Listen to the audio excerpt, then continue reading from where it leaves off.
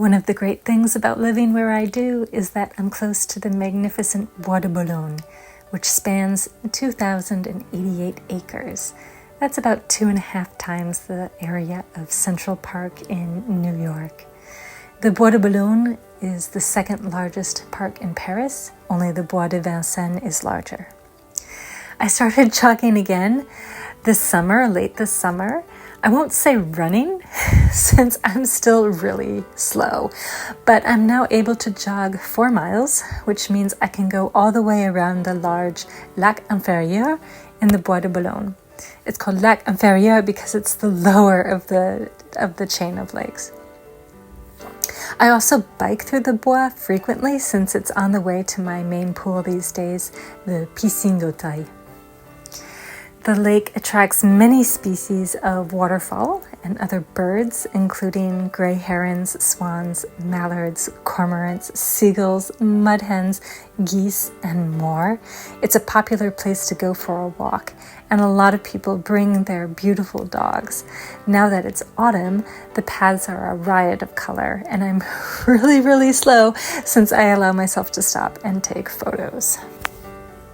In particular, I've always loved the smell of the trees that line both sides of the lake on its northern end. I don't know what kind of conifer they are, but they carpet the ground with needles and smell like cedar. Last week, the Washington Post published an article by Dana Milbank about forest bathing. From him, I learned that trees give off essential oils and healing compounds that strengthen the human immune system and can even stave off cancer and dementia. There are also numerous waterfalls throughout the Bois de Boulogne, from the small cascades in the babbling brooks to some large ones in the lakes and ponds. According to Milbank, waterfalls emit negative ions, which may reduce allergens in the air and help respiration. Now for some history. This forest formerly belonged to French royalty. In the Dark Ages, Merovingian king of the Franks, Dagobert I would hunt deer and bear in it. For a while in medieval times, it was given to a monastic order, but Philip II, who reigned from 1180 to 1223, bought back most of the land to use as a hunting ground once again.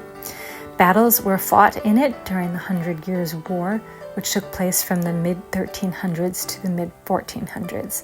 Then it mostly returned to being a royal hunting ground and park. One of the most important chateaux that's in the park is called the Château de la Mouette, and this is the site of the first manned free flight in history. In 1783, 2 men took off from the Château de la Mouette in a hot air balloon, watched by the French King Louis XIV and Benjamin Franklin.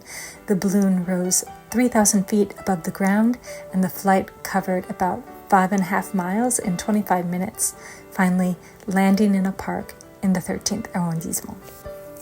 Napoleon III opened the Bois de Boulogne to the public as a park in 1852. That was also when Baron Haussmann and Adolphe Alphand planned the gardens, lakes, streams, and paths we enjoy today.